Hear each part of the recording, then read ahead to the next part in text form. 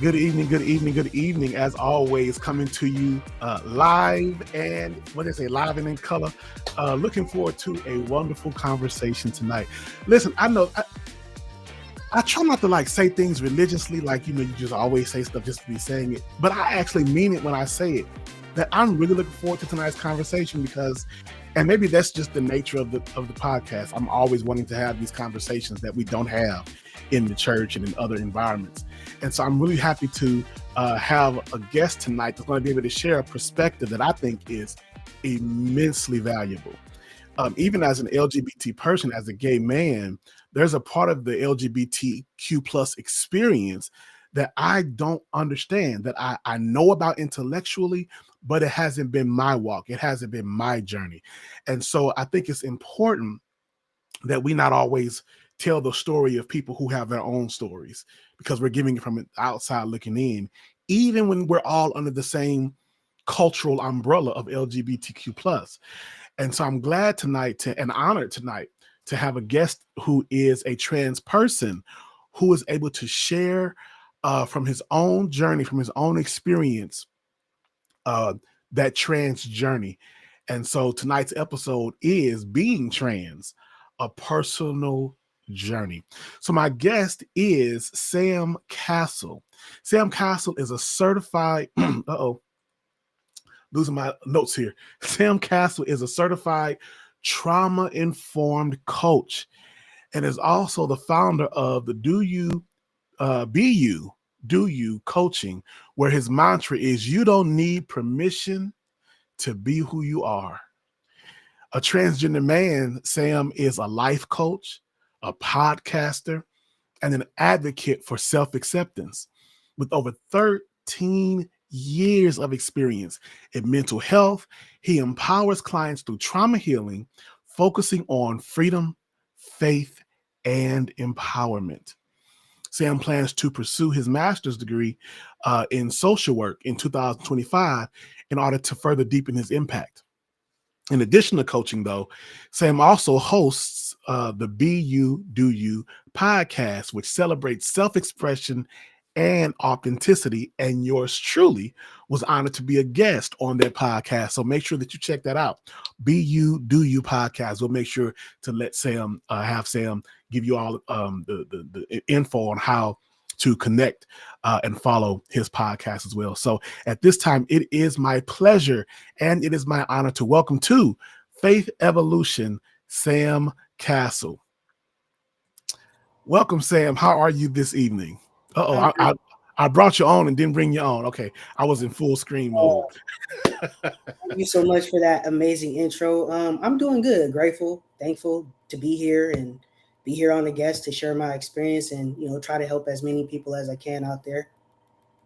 Awesome. I'm so grateful to you because a lot of times nobody is like required to share their journey, right? But yet there are so many people who could be helped by it. I talk, even as a spiritual leader, I talk a lot about telling people, share your testimony because you never know who else needs to hear that to save them some tears, to save them some of that struggle. It'll be a struggle. It'll be a journey for everybody. But if we can, help it to not be at a level 10 by bringing it down to a level 6, by bringing it down to a level 3, because our experience was able to be a help. Why not help? And so thank you so much for coming on and being able to share your story. So I kind of shared like your official information, but tell the audience just your personal, who is Sam? Who is Sam? I'm a husband. I'm a son. I'm a fur dad to two wonderful, amazing pups who have helped me actually immensely on this journey. They've been huge emotional support. My wife has been amazing.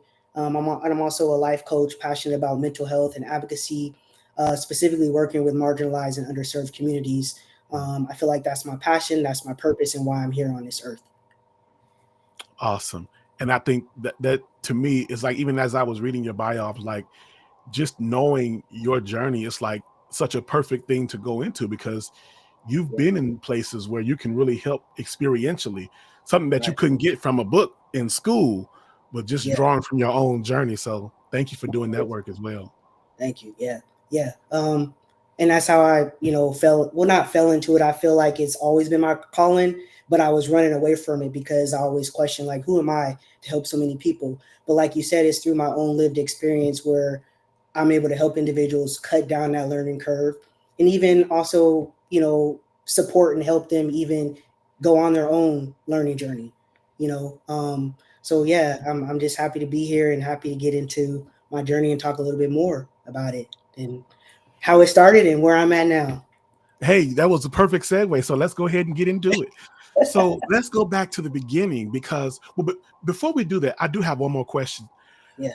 Like introductory, if you will, because even though you, many people who are watching, not all, but many people who are watching are part of the LGBTQ plus community. Yeah. And yet, I think that we have lived long enough to know that not everybody, even in the LGBTQ plus community, knows what it actually means to be trans. So to just make sure that we're having the same conversation as people are listening, could you take a moment and just define that for us? What does it mean to be trans? So I identify as a transmasculine male. That means that I was biologically assigned female at birth. That was my assigned sex at birth. I don't align with the sex that I was born at birth, and I transitioned to more of what I identify now is as a man. So I'm living my life as a man, but prior to that, I was biologically born female. Okay, and I think that word, because we use it in so many different ways. There's even a Catholic doctrine called transubstantiation that talks about how the body and the blood, being the wine and the juice, but it has transubstantiated. The substance has moved from what it is across into being something else. And so that whole trans thing of that transition, a movement from one to the other, I think is so powerful because if the Catholic Church can have trans and it's relating to the body and blood of Christ, seems like we don't have a big problem with things moving from one place to the next. So I get where you're coming from, and thank you for sharing that. That was my first time ever hearing that. But yeah, I think transness in itself is spiritual.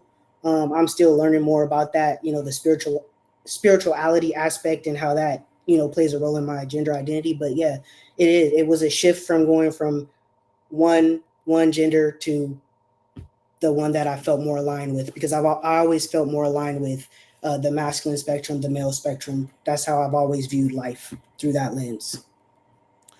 And what would you say is the difference between a trans person and somebody who just likes to cross dress? So for example, a drag queen, somebody who does it for performance, somebody who identifies as male, but they just like to wear female clothing. What would be a difference, would you say, between those two things?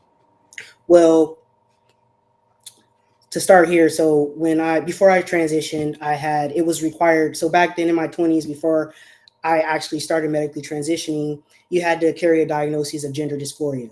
So gender dysphoria is when you have a distress, when you are so stressed and uncomfortable in your body that you don't align with the gender or the sex that you were assigned with at birth. That's the diagnoses that they give you in order to take the next step into transitioning, whether it's going to be medical or social. So that's the difference. It carries a diagnosis of gender dysphoria, which is the distress and disconnect with the sex you were assigned at birth.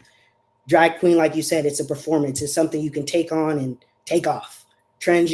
Being trans, I don't take this off. This is who I am 24/7, 7 days a week. It's not a performance. And I think that's so important for people to understand. There are many ways that people express themselves externally. Like you said, cross-dresser, one who likes to dress it in this way just because it makes them feel in touch with their feminine side, whatever the case is, or like we said, a drag queen. But there's a difference between like external expression and internal identity. Yes. And so, oh gosh, man, I wish that more people really understood that.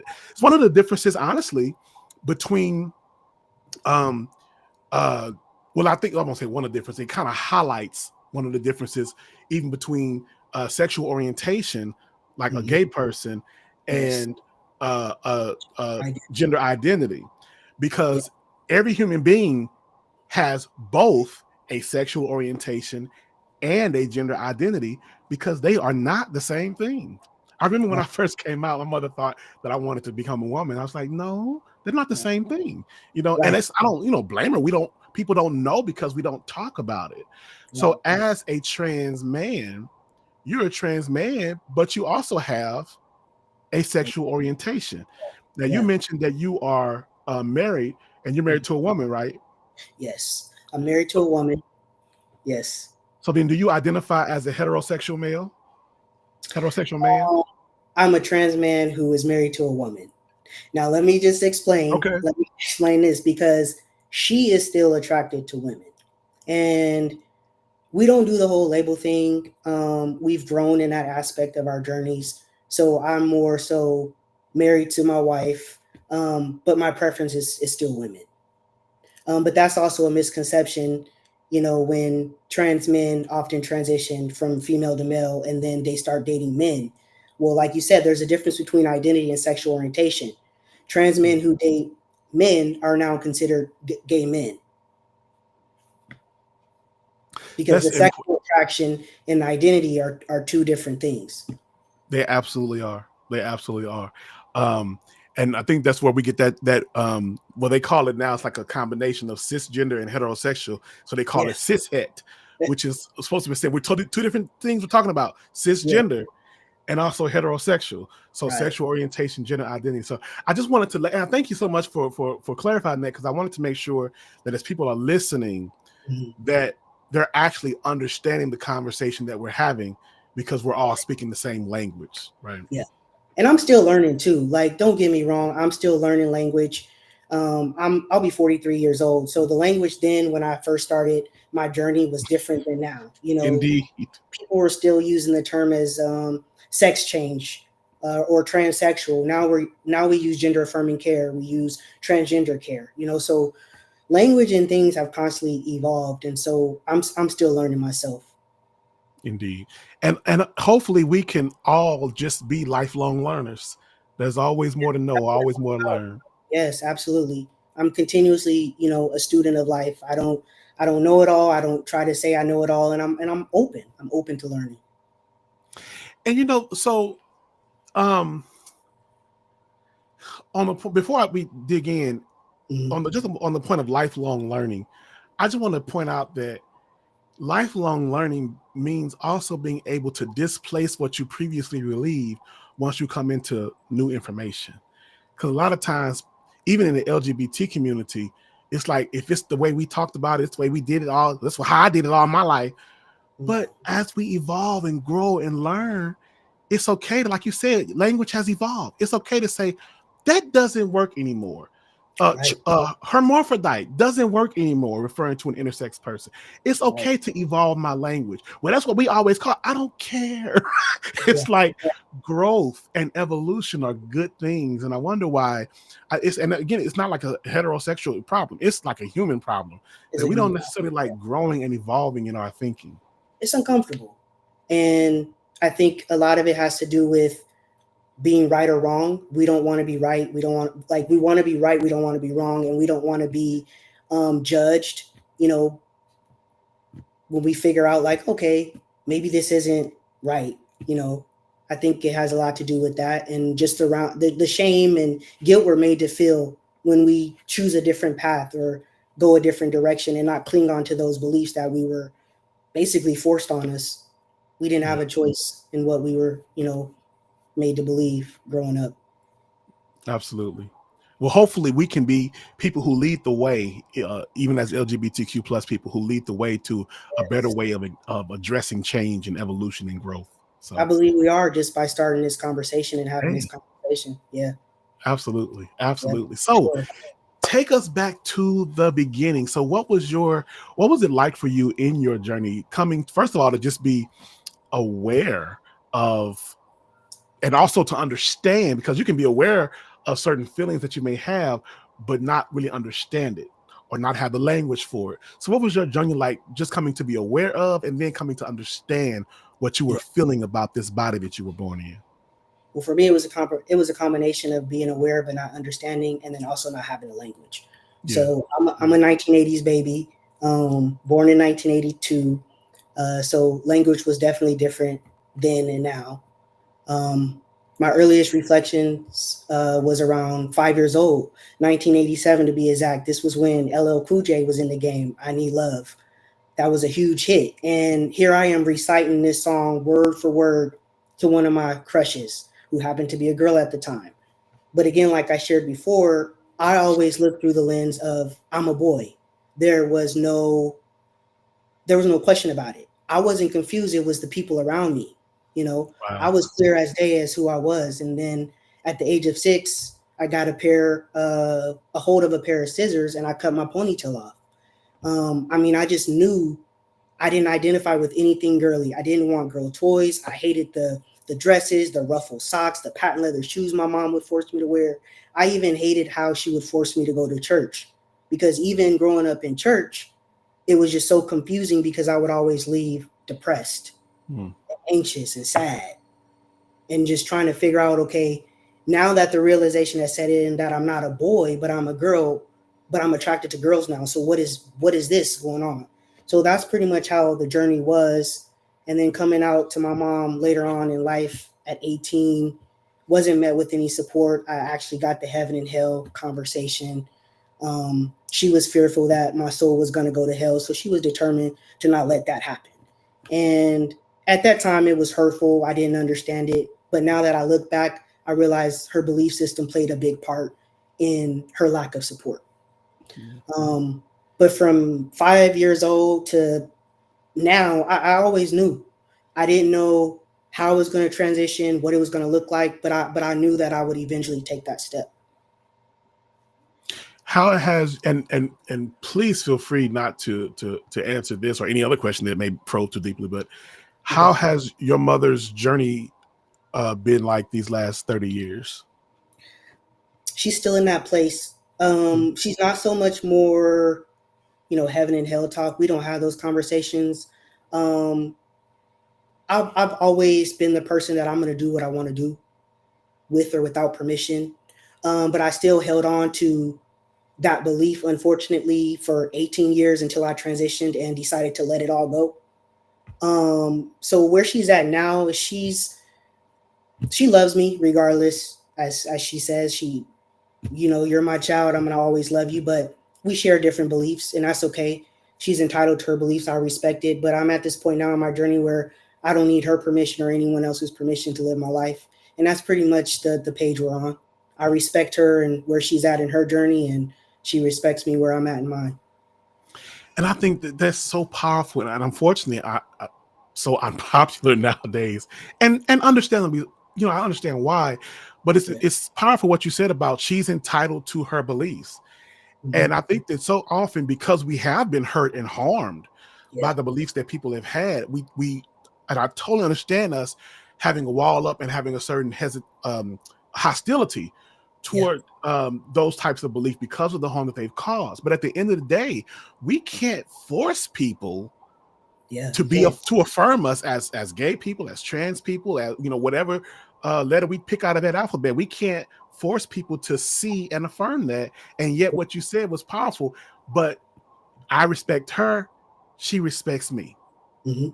Yeah, but it took a while to get there. Believe me, on my end, I would say not so much on her end, because again, she grew up in a time where she didn't express her emotions. Yeah, Yeah, yeah, what that whole thing. So it was more so me. I had a lot of resentment and a lot of anger, and I was just like, why can't you just accept me for me? Why can't you just respect my pronouns? Why can't you just call me this? Call me your son. But then I just had to get to that point where I had to affirm myself, and I had to validate me, and I had to start loving me. Um, because if I waited for her to do that, that may have never came. And then here I am on my deathbed, still trying to get my mom's approval and her to see me as I see myself. So I just started seeing myself, and just let that part go. It was hard at first. It was a struggle, but I'm glad I made that decision, and I'm not in that space anymore.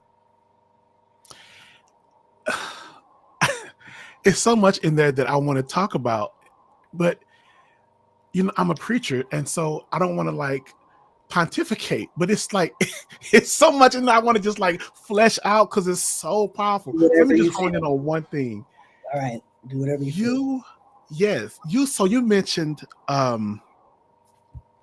loving yourself and not Yeah. waiting on somebody else to love you, to love yourself. And I think about how often we don't let ourselves love ourselves because we think that we need the approval of somebody else by means of their love Yeah. in order for us to love and even their love the way we want it to look. Because sometimes they love us, but it's not looking the way we want it to look. Yes. So Yeah. before we're able to love ourselves, what can you say, I guess, in terms of your own journey, and maybe you can help somebody who's watching about how important it is that, like you said, as hard as it is, Yeah. people oftentimes dismiss something by saying, well, it's easier said than done. Hey, you're right, it is, but it doesn't change the fact you got to do it. Right. So Oh, what it's would you work. say to somebody about that journey of loving yourself? It's a lot of work involved. It was a lot of tears, a lot of pain, a lot of releasing the old in order to allow the new to come in. I have to really give a shout out to my therapist because I went back to therapy also when I started transitioning. So mental and emotional support was huge for me. So I have to give a shout out to therapy for one, and then life coaching. I invested in a life coach myself. And so around that's when I started to understand my own values and my own beliefs. And so that helped me work towards to loving myself. Like being able to know my own values and what was priority for me helped me not only navigate the love I have for myself, but also navigate other relationships. So now I'm able to assess whether a relationship is good or bad, or I'm able to recognize the red flags sooner than later. I did a lot of works around my belief systems and things like that. And so I also addressed my thinking. So it was a full transformation for me. It wasn't just a physical transformation or introducing testosterone or going through the changes that you see outwardly. I did a lot of work inwardly, which Mm. involved forgiving my parents and letting go of the past and forgiving myself and just letting everything go so that like I said, so that I can be receptive to newness. And that's such a universal message, because it's like you can be gay, you can be trans, you can be straight, you can Yeah. be Yeah. cis. Yeah. Learning to love yourself, needing to let go of the need for other people to see you, and that is a universal Yeah, it is. message. And you're right. And that's what my message is truly all about. Behind Be You Do You, it's universal. Like we all want and strive to be our authentic selves. We all want to do things that bring us fulfillment and joy and peace and happiness. Doesn't matter how you identify. We all want the same thing Yes. at the end of the day. It boils down to just us having this common humanity. And unfortunately, I think that so many people miss that. It's like you're getting so caught up in the weeds of trying to define and understand something that's not even your experience, that you're forgetting this is a human doggone being. This is a human being. And when you filter all the other stuff away, they're a human being who deserves, just by the virtue of that simple fact alone, to be loved and respected. It's like, can we just start right there? Yeah. And I get it. It's challenging because again, it's challenging our belief systems. It's making us question everything that we thought we knew, and it is scary. It is scary to evolve and grow.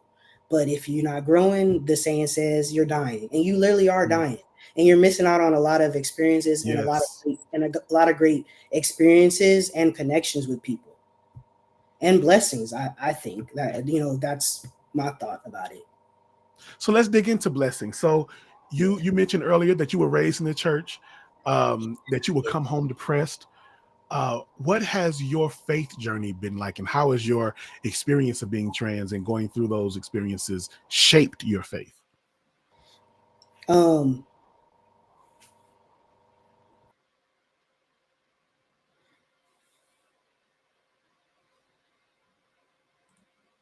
Uh-oh, did we lose him?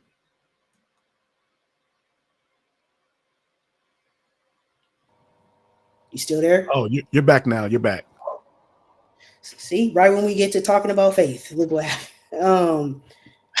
See what I'm saying?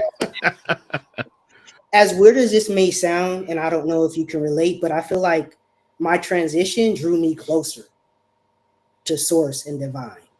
Um, it drew me closer. I reconnected because I started to realize who I actually am versus what church was trying to tell me. And so, like I said, when I got involved in personal development and hired a life coach, that was one of the things we worked around too, was my faith and my anger that I had towards church and church hurt. And that was something that I also released. And then I realized that I could believe whatever I wanted to believe.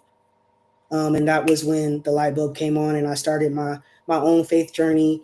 I started, getting into like different practices like Buddhism, things of that nature, but it always came back to the foundation. So I still believe in some of the foundation, but I'm also open to all other practices as well. Like, I don't believe what I used to believe, especially the heaven and hell talk. I believe that's a fear tactic. That's a way to control me and manipulate me and to get me to feel like I have to earn some type of reward. I don't believe the same things. And so it's definitely been a rewarding journey, I would have to say. But I feel like God is everywhere. God is present. God is me. God is in me. It actually drew me closer. My transition did. I love that because it's like one of the things I often say is how if we love God or we're worshiping God or whatever the case, serve God, whatever language we would use, if it's not the real you doing it, then but this character you're portraying, then how real is that? And so the first part of it is you got to be you. Yeah, I get to be me, all while loving God, and I don't have to choose. I don't have to choose my transness. I don't have to choose anything. Like, I can be and do all. I don't have to choose like I thought I had to choose. I thought I had to, get baptized in the water and wash it all away, That's silly now that I think about it. But yeah, I realized I didn't have to choose. Yeah. That's awesome. That's awesome. So, of course, I'm sure most of the people watching, even his heterosexual cisgender people, recognize how difficult a wrestling match that could be in relation to not just the self by itself, but then combining that, adding that layer of faith on top of that. And yet I think that there's another component that often gets overlooked. And I think that it's somewhat unique to the trans experience, even outside of all the other, the L, the G, the B, that it's quite unique to the trans experience. So I want to just like lift this up and just see what your experience with this has been. Okay. As an LGBTQ plus person, and we say person like, it's a whole community. We're not all of those things. It's a community. But as a member of that community, what has your experience been like in terms of how you have been received, how you have been respected, how you have been celebrated by other LGBT people? What has that been like for you? That's a good question. I've been received quite well. As a matter of fact, I was able to get connected to a trans man cohort that connected me to other Black transgender men. I graduated from that cohort last year. So it actually, being who I am and being my authentic self actually opened up more opportunities and got me connected with community. I haven't had so many of the experience that I've heard other individuals have. I haven't experienced so much of that. More of my challenges came from the workplace, before I transitioned, and then when I transitioned. More so, my experiences have been isolated incidences with strangers. I do have, family members that have different belief systems or whatnot, but they're never disrespectful towards me in any kind of way. It's like, again, I respect their journey, they respect mine. So as far as community, so far I've had, it's been receptive. I haven't had some of the same experiences as other people have. That's awesome. That's really awesome. You're really blessed in that regard. So you mentioned these other experiences. What are some of the other experiences that you may have heard about in terms of what trans people have been experiencing from other LGBT or LGB people? I hear that there's a lot of transphobia, not just from the L and the G, but there's transphobia within the trans community, Oh wow. which is interesting. There's a lot of misunderstanding of, trans masculine folks, and how they identify. There's a lot of back and forth with the lesbians and trans men, because a lot of transgender men's stories are they were previously lesbians. So then you have like that divide. That's what I've heard. I haven't experienced it. I do notice the energy sometimes, within community and the fight, but I really don't understand the fight for labels and the fight for this and the fight for that. I'm all for just letting people live and let live. I really don't get it, but that's not been my experience, so I can't really speak on it. But I also think it's the way that I also show up too, and just my energy, my outlook. If a situation's not fitting for me, I know how to exit. I know how to set my boundaries. I know how to speak up and advocate for myself. So I haven't had those experiences. That's really great. And I think it's I hope I answered that correctly. oh yeah, no, absolutely, absolutely. I was thinking about that word evolution and evolving, and how you talked about how a lot of times there have been the situations where a person starts off, lesbian, but then becomes a trans, or I won't even say becomes, but you could say awakens to, realizes their transness, if you will. Right. And I think that's really key because, so as a gay man, I was, when I first awakened to my orientation, I convinced myself that I was bisexual. And so I started out identifying as bi. When I came out to, before I got married to my wife, my previous wife, when I told her I didn't tell her I was gay, I told her I was bi. And it wasn't that I was lying. I had convinced my own self of that, because you can deal with that a little better than just saying I'm not attracted to women, I'm gay. Right. So it's like it's a journey. And it's a process, and we evolve even in our understanding of who we are. And so I think that's really important that people understand that if a person starts off, in their understanding of who they are, cisgender and lesbian, right, it's not like a flip switched one day and they decided to be trans. We're all continuing to know ourselves and understand ourselves and try to make sense of it. And Absolutely. so if we want people outside of the community to give us grace, we got to be able to give it to ourselves. Yeah, we do. And I was like you too.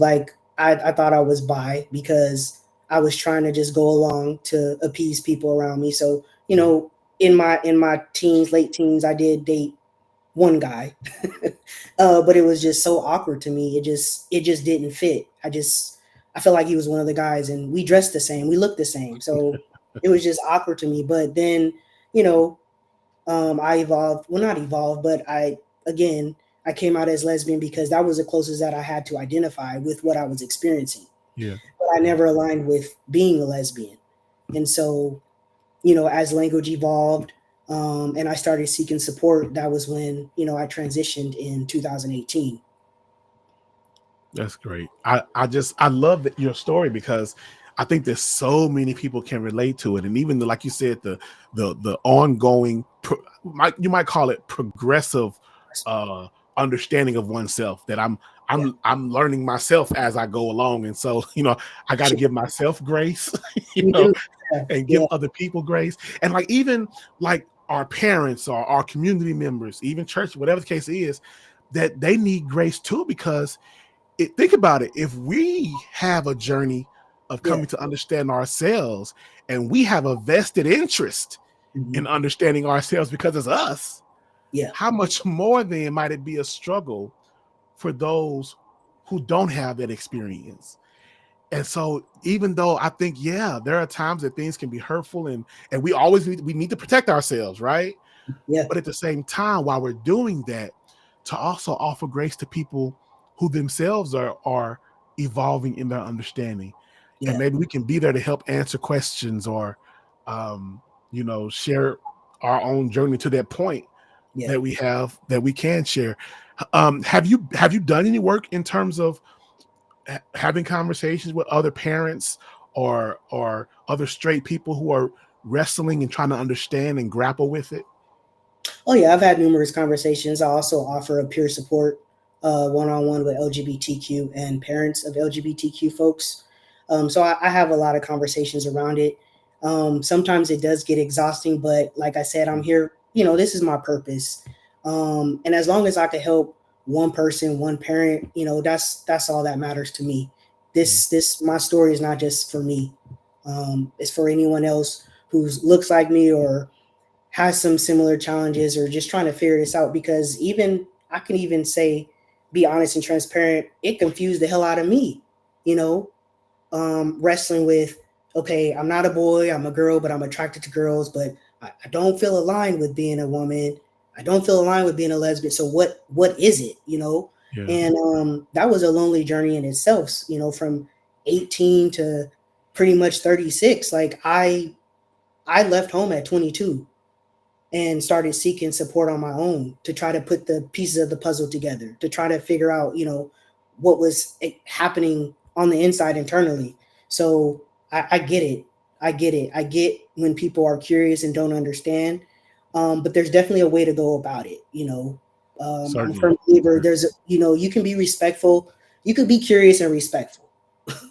Absolutely. Yeah. Absolutely. And like we said, it's like you're not obligated to help somebody out, or because at the end of the day, they got to figure this thing out, right? Yeah. But if you're in a place where you can, like you said, you never know how that might help somebody else's life down the road that other person may come into contact with, that you've spared them some anguish because it would help open somebody else's eyes. That's really powerful. If I could just help one person, again, I did my job. I fulfilled my purpose. Because again, this journey is not easy. It's not for the faint of heart. You got to really know why you're doing it to begin with.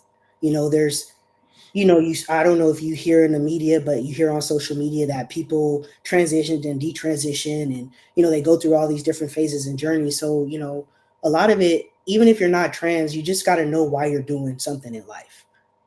Is it to get validation from outside, or is it something you truly want? And this is something I knew at a very young age. And I think so. Oh my gosh, so that's a wonderful thing that you brought up about people who transition and then detransition, because the conservatives love to like pinpoint and hone in. First of all, there's very few, but they still hone in on those particular stories because it serves their agenda. And yet we have to realize LGBTQ plus is a community, which means it also involves people who are in different stages of their journey, who are going through and working through their issues in different ways. Everybody's journey isn't going to look alike, but somebody detransitioning doesn't delegitimize somebody's transition. No. And then even when someone detransition, it doesn't take away them trying to figure out who they are either. Yes. That's something that we need to understand too. Like everyone's journey is unique. Just because someone detransition doesn't mean they're confused.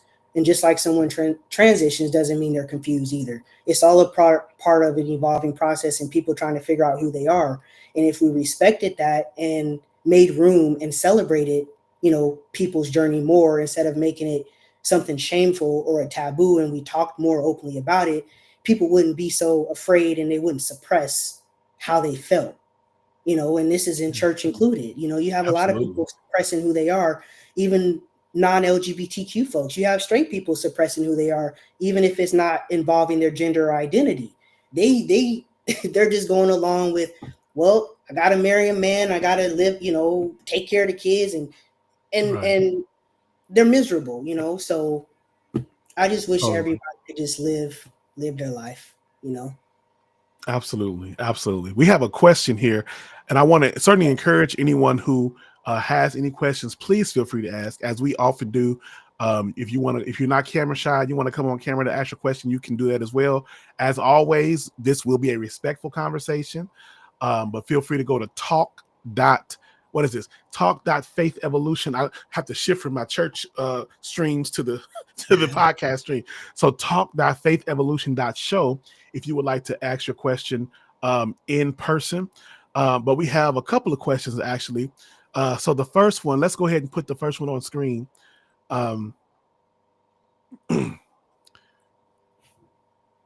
So is someone transgender if they identify as non-binary? Although you are okay with your sexual organ. So if they identify as non-binary, are they transgender? So I'm learning. I believe non-binary is when the person doesn't identify as either. And so you do have some that are trans non-binary. Okay. I'm learning. I think that, again, we're both learning, right? Because I'm not trans, so please correct me if I'm wrong. That yeah. I think does that fit the term gender queer? So non-binary people basically may identify as a mix of both genders. Okay. Or they may not entirely shift to one or either. Okay. And specifically, most go by they, them. They don't use he, she pronouns. Okay. And I think that's a good question because it shows how we're all right, trying to understand and trying to make sense of and trying to find language and sometimes labels can be hurtful or limiting. Sometimes they can just be explanatory and help people to wrap their mind around something. So yes. Go ahead. I'm glad you said that. I'm so glad you said that because that's how I am like when I share my story. Because like I said, I didn't have the language. And so in my time, it was either you're gay, lesbian, bi, trans. It was female to male. You wanted to transition to a male, which means you wanted to do the social transition and medical transition. Right? It wasn't non-binary didn't exist then. So again, this shows you the evolving of gender identity and self-expression. So again, I'm not going to say I know all of the terminology and language. I just know my experience and I can't speak for other people, but like you said, it's more so to explain who someone is than what they might actually identify as, if that makes sense. Yeah, absolutely. Thank you for that. And it's also important why we put that plus on the end of our, we say LGBTQ plus or LGBTQIA plus, because there are so many different ways of identifying and so many different ways of expressing that we can't necessarily encompass them all. And so rather than trying, we give out some majors and then just put the plus sign, which is intended to still provide some degree of inclusivity to all of those parts of the community that we may not have necessarily labeled, if you will, or given a name or a letter to in that acronym. So, all right. So we have another question here, and thank you all for your questions. These are great questions. So another question: have you ever had a moment that you wanted to change your mind? Oh, absolutely not. No.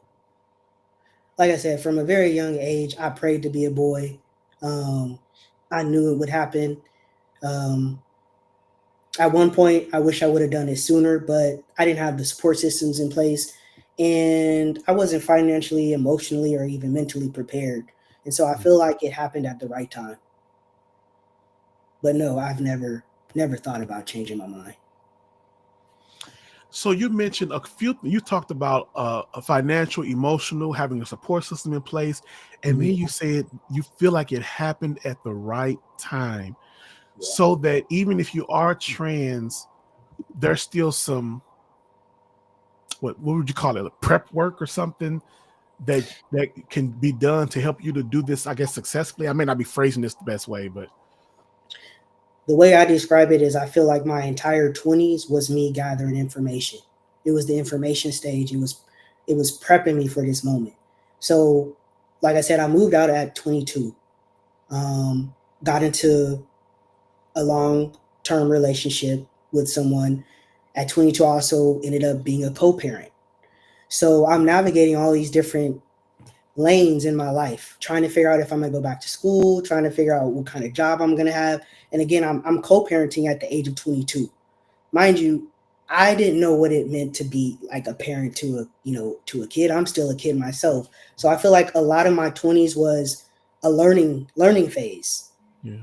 It was full of challenges. Financially, I didn't have the money to transition. I kept running into hurdles after hurdle after hurdle, trying to navigate, the mental health system, go to therapy, try to figure out, that aspect of it. And then fast forward, it just so happens in 2015, I was hired by one of the biggest healthcare organizations out there. And the same therapist I had in my 20s happened to be the same therapist I would have fast forward. Oh, wow. So this is why I feel like a lot of this was a divine timing and at the right moment. Because who would have known I would have had the same therapist leading up to my transition? And I was able to, I didn't have to pay for the procedures at this point. Mind you, before it would have costed me tens and thousands of dollars. So fast forward, I get hired with this company, I start transitioning, and I have all of my support systems in place. I'm in, a healthy relationship. At the time, my wife and I weren't married yet, but I'm in a healthy relationship. I'm working on my mental health, my emotional health before I even transition. So yeah, I feel like it was prepping me for this moment. Do you personally know any trans people who have decided not to undertake any medical procedures or medical interventions regarding being trans and what that's like for them? I know a few non-binary folks. I know a lot of trans masculine folks that don't opt to have bottom surgery, but they do have top surgery or they do start hormones. Every individual's journey is unique to them and their experience and what they want and what it means to identify, as a trans man or trans masculine man, however they identify. For me, through my lens, I always started with top to bottom. So in my mind's eye, it was, I wanted top surgery. I wanted to start hormones. And eventually I will go on to have the more extensive surgery, which is bottom surgery. I think that's key for people to understand is that, like you said, everybody's journey looks differently. Yeah. And just because somebody is trans doesn't mean that their journey looks like somebody else's. Right. They may have taken hormones. They may not have. They may have had surgery. They may not have. We have to expand our minds about what being trans, what being gay, what being anything can look like. Because even though we may apply labels to help people to wrap their mind around something, these are not supposed to be intended as boxes. No. That cause everybody to look the same and have the same experience. So I'm very glad that you brought up that because it helps to demonstrate that we're the same, but we're all different. Yeah, and I had to check myself too because I found myself judging other trans masculine folks as well. I'm like, what do you mean you want to transition, but you don't want to, go full on? So I had to check my own biases and judgment around, other people's experiences too. That's powerful. That's powerful. Yeah. And I think that speaks to how I was talking about earlier about how even within the community, we have had some challenges in relation to understanding and respecting one another's stories and journeys. So yeah, it happens. It happens to us all. Yeah. But I don't think it's a trans thing as much as it's just a human.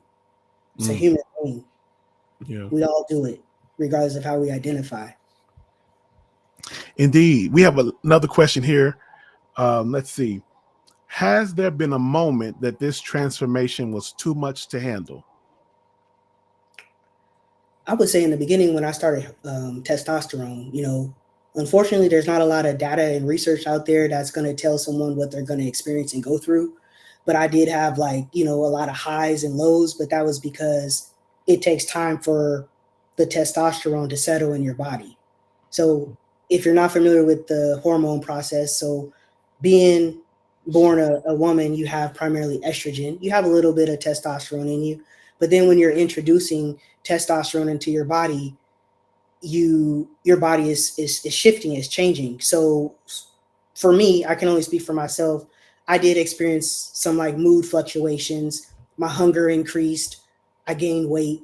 So those were like moments where I was like, oh my God, what did I what did I get myself into? But I kind of describe it, the best way that I could describe it was like it was my cocooning phase. Mm. You know, like I had to go through that transformation, that breakdown, that uncomfortable breakdown. It was uncomfortable, but I got through it. So that was probably, I would say, the only moment where, yeah, I wanted to just go to sleep. But wait, not take myself out, but I was just like, I'm over it, Yeah. Yeah. I can't even imagine that, because this is not like, this is not like changing your hair color, right? No. This is a major shift. This requires a lot of patience, a lot of self-care, being kind to myself, speaking kindly to myself, not comparing my journey to, everyone else's journey. I had a very, supportive team, an endocrinologist that monitored my testosterone. So I wasn't going through it by myself. And then I also had my, my wife for support and other close friends and family. So I wasn't going through it by myself, but it was a roller coaster. Yeah. But I made it out on the other end. But you made it out on the other end. I did, yeah. The power of going through is coming out, knowing that there's another end to come out of. And I've learned that throughout my journey. Yeah. Absolutely. I have a question that, so this gets somewhat political. And as I said earlier, I gave a disclaimer. Feel free not to answer anything. But let me sip water. Right. Yeah. Take a sip. But I think that this is the moment that we're in. And I think that it's important for us to the extent that we're able to speak to those moments, especially as members of these communities, and particularly as a trans person who's being targeted, honed in on specifically by the current political atmosphere. And so we know with the current administration and the whole MAGA mentality and that trans people have really been made the boogeyman of the hour. They always want to have somebody to go after. Always want to have somebody to help garner people's anger and frustration, because it makes them open their wallets and give. It makes them go out to the poll and vote. And so, unfortunately, trans people really have been in this season the target of this administration. One of the it's multiple. There's a bathroom controversy, but one of the controversies has been regarding sports. Yeah, and it's particularly the inclusion of trans men. The inclusion of trans women in female sports. Now, before I ask this question, it's very important that I point out the fact that you are Sam. I'm not saying this to you because you know you're Sam, but I'm saying it to everybody who's listening. Sam is an individual, right? Yeah. Sam doesn't speak for every trans person. Romeo doesn't speak for every gay person. Right. We have our own individual worldviews and points of views and perspectives and experiences that have helped us shape how we live and how we exist in the world. And so I sometimes, I think, it's easy to get irritated when people ask me a question like, you ask me a question about being gay, like I speak for every gay person. So I don't want to do that to you regarding the trans experience, but just as a trans person who does have, a lived experience, what is your perspective on that controversy, particularly the one about sports? I really think that we should be focusing on other things, but because, like you said, we're always the target in this political climate.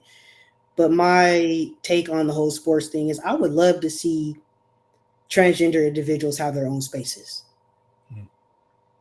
Why not? If we're not invited, why don't we just create our own? Everything else it's made up and created. So why can't we just create our own space, and learn how to get along with each other first, and then that way we can get along with everybody else. Let's focus on, building and empowering our own community first. I don't see an issue with having our own sports arena, but then I'll also say that I feel like this argument is tiresome if people really understood biology. So whenever a man transitions to a female and they're on estrogen, they're not going to be stronger than, the average woman, if that's what their argument. There's no advantage. So for me, I'm a trans man, I'm on testosterone, but I'm not the strongest guy in the room. I'm stronger than some guys, and vice versa. So I think that argument is old, and they really need to come up with something else. They will. They'll move on. Like remember back when first, of course, it was the gays, right? And gay marriage was the big thing to get everybody to the polls, and then all of a sudden it got struck down. The bans got struck down by the Supreme Court, and same-sex marriage has been legal everywhere. And all of a sudden, we don't hear anything else about gay people. Now it's all trans. They're gonna always find a boogeyman. So trans people just keep holding on. They're gonna move on to something. I mean, eventually, but again, transgender individuals. We've been we've existed for a long time. Absolutely. I mean, in other cultures, we're celebrated. We're seen as holy. In the Hindu culture, in the Native American culture, like we've been here since the beginning of time. So I'm not really sure why people are so confused now and feeling like, oh my God, trans people are taking over the world. We're literally 1%. And the only reason why you probably see more of us is because now we're not afraid, we're being who we want to be and we're speaking up. But we've been here. We're your neighbor, we're your brother, your sister, your aunt, your uncle, your pastors. Absolutely. We're everywhere. We're your coworkers. So we just want to be treated with dignity and respect like we all do. That's all we want. And I don't pay trans bills. I don't pay trans taxes. I don't drive a trans car. Although I wish I did get some kind of special tax, but I got goals, dreams, and aspirations just like everyone else. Awesome. Absolutely. Yeah. So as we wrap up, and again, anybody else who has any questions, feel free to ask. I mentioned earlier about okay, so there was something that I wanted to say that you mentioned just a second ago, and just that fast it escaped me. So right now I'm trying to stall because I want to try to remember what it was that I wanted to ask you, or is it something? Anyway, so but in the meantime, let me certainly give you an opportunity to let people know how to follow your work, to get connected with your podcast. You say you provide life coaching help and the work that you do with mental health. So how can people connect with you? Well, currently I took a hiatus from social media just to focus on being more present in my life and with family. I'm preparing to go back to school in August, so I'm just trying to mentally prepare for that. But if you want to connect, I'm old school. I love to hop on a Zoom and see your face. You can reach out to me at BUDoYouCoaching.com. That's the best way to get in contact with me for right now. Awesome. BUDoYouCoaching.com. Y'all go look it up and connect, because these are wonderful, wonderful, and very important resources, because there are even fewer resources for trans people than there are for gay people. And so let's make sure that we support those resources and help to make them much more prevalent around social media and around the world. Yeah. I did remember what I wanted to say. Praise the Lord. Right. So it was about this idea of this, the gay agenda, right? And how they talk about how like our intent that we're turning people gay and we're turning people trans, because we've never seen this many gay people, we've never seen this many trans people until they started teaching it in the schools, until they started putting it on these TV shows. And my thing is, I'm like, I don't think that there are more gay people. I don't think that there are more trans people. What there are more people who already have been trans and gay, who have now been given the space and the like social permission to actually explore that part of themselves that in previous generations had to be suppressed, and to possibly even own it publicly without having to hide. What we have is less hiding, not more gays and trans. And so the world has been evolving. So you've mentioned about how language has changed and evolved over the last 40 years. How has your experience as a trans person evolved? Ooh, that's a good question. What do you mean, like in a like social or? Right, exactly. In terms of the society and the world, and yeah. I'm now a black man in America. Okay, let's start there. You know,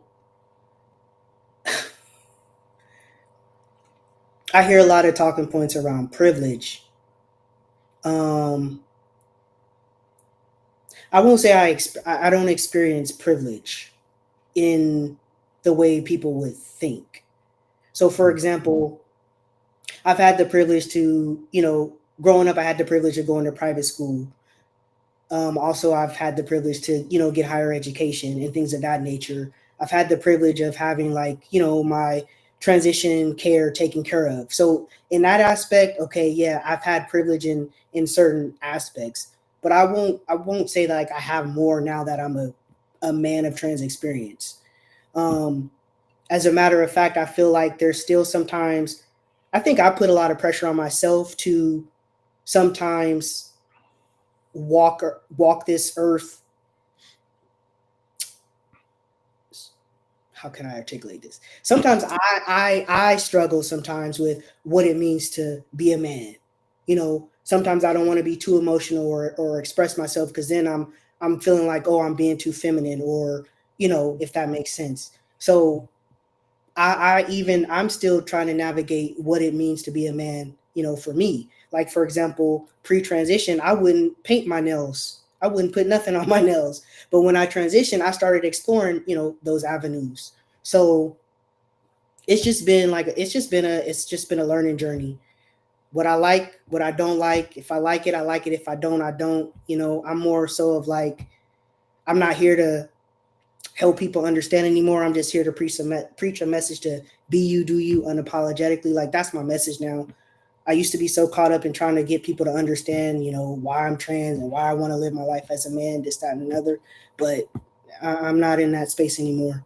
You know, And you mentioned, oh, go ahead. I'm just Sam. I'm just Sam. That's the best way I could put it. I'm just Sam. I'm testing the waters, everywhere I go. Awesome, awesome. You mentioned very early in the conversation about how it also is about how you show up. Yeah. And I think a lot of times what we get back from people, like even like particularly like from my experience, even like family members, a lot of times what we get back has a lot to do with how we show up. And there some people know like I may disagree, but that's not a button I'm gonna push today, right? Right. So how we show up and showing up starts off with before we get to the up part, right?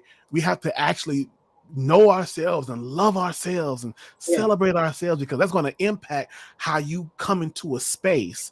And when you come into that space, what people are picking up on and what they know they can't take you, because you come into that space with a certain sense of self that can't be shaken by their ignorance. You want to say more about that?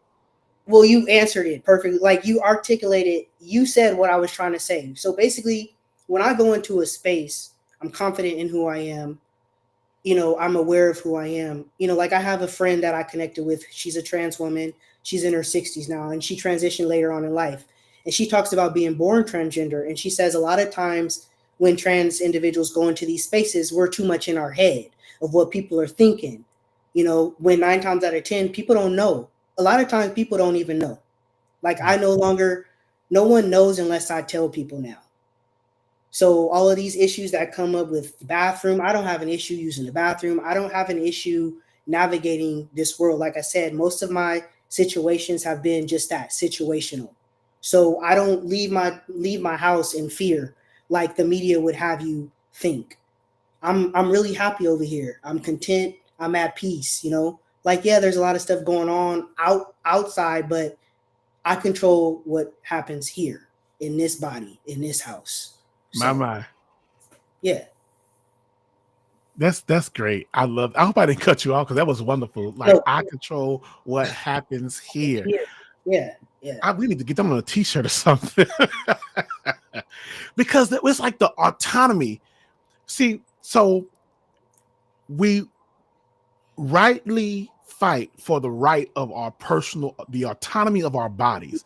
I believe in the sovereignty of the individual, right? the autonomy of our body.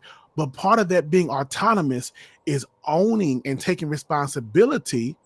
You said it was yours. So now you own that thing. Now you take responsibility for how I treat this body, for what I think about this body, for how I exist in this body, and how I show up with this body into the other spaces, whether or not they acknowledge this body. I'm still owning who I am because I'm autonomous. Oh man, that'll preach. I need to preach that sermon. That's your next sermon. Yeah. Right. Let me know so I can tune in. No, that was beautiful. Yeah, that's exactly what I've been trying to articulate. Yeah, I'm just me in all spaces. Take it or leave it. Just saying. Yeah. Awesome. I think this has been such a rich conversation. And I said it at when we first started, but I just want to say it again. Thank you so much for your willingness to come on and to share, because like we said, there's no obligation on anybody's part. It's like, I've done that work. I've had those conversations. I'm done. And all we can say is okay and respect that. But for you just being willing to still come out and just have that discussion, thank you so much. Yeah. Thank you for having me. I'm glad I showed up, because sometimes I get in those spaces where I'm tired of educating folks, but this was a rich conversation, and your guests tuning in were very welcoming, I appreciate that. Awesome. Yeah. Well, I'm very glad that they were too, because I wouldn't want them to embarrass. But y'all come on my podcast embarrassing me, got me bringing on guests, and y'all acting a fool. No, I'm kidding. Hey, I know how to curse too. Don't be Absolutely. I appreciate you. Thank you. Absolutely. I appreciate you as well. Sam Castle, thank you so much for coming on. I encourage you all, as you watch this, whether you're watching live or want to watch later, feel free to like, feel free to comment later, feel free to share. As I said earlier, it's so important that these types of conversations, especially amongst for trans people, because they're being particularly targeted in this moment, and there are so many people who may be suffering in silence. So this is an opportunity for them to hear someone's story from their own experience, from their own trans journey, and being able to share what they've gone through and provide hope. I would hope to others to know that there is, like we said earlier, an other side to this tunnel. There is a light. There is a coming out. And so thank you for allowing this resource to exist, because you've been willing to share your story. But now the responsibility is ours to help get this story out. And then you won't have to educate people too much. You can just point them to the podcast. Go watch Faith Evolution, and you'll get all the answers you need. It could never be too much. Like I said, this is my purpose, and I'm just going to continue walking in it. And if I could be of help to anyone, that's all that matters. So make sure you connect with me at BUDoYouCoaching.com. That's also a way to, get on my podcast as well. All Things BU Do You is at that website. BUDoYouCoaching.com. Y'all make sure to check it out. Go check it out now so you don't forget. As soon as you're right there on your device. Right. BUDoYouCoaching.com. Thanks again, Sam Castle. Listen, everybody, I challenge you, I encourage you, subscribe, like, because we are continuing to have some important conversations as we move forward. These are the real conversations that the church doesn't want to have, and unfortunately isn't having, but we're going to have them. And with your help and with your support, we'll keep on having them. So I look forward to seeing you all again. The Lord, as the old saying said, the Lord delay is coming and the creek don't rise. 1 week from tonight, 8 p.m. Central Time, right here on Faith Evolution. Love you all. Good night. Peace.